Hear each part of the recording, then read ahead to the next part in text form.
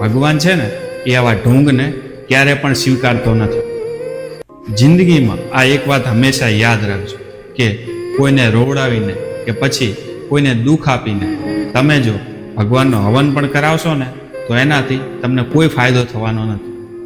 પણ જો તમે આખા દિવસની અંદર કોઈ એક વ્યક્તિને પણ હસાવી લીધો ને તો તમારે અગરબત્તી કરવાની પણ કોઈ જરૂર નથી.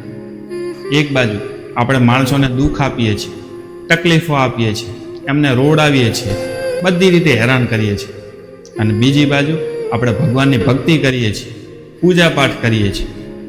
પણ આવા પૂજા પાઠથી કે આવી ભક્તિથી શું ફાયદો થવાનો છે? ભગવાન છે ને એ આવા ઢોંગને ક્યારે પણ સ્વીકારતો નથી. આટલું હંમેશા યાદ રાખજો. જો બનવું હોય ને તો કોઈના દુઃખના ભાગીદાર બનજો, પણ એને તકલીફો ના આપજો. કારણ કે કોઈને તકલીફો આપશો કે રોવડાવશો ને તો ઉપરવાળો ક્યારે પણ રાજી નહીં રહે. તમે ગમે એવી ભક્તિ કરો પણ એનાથી તમને કોઈ ફાયદો નહીં થાય.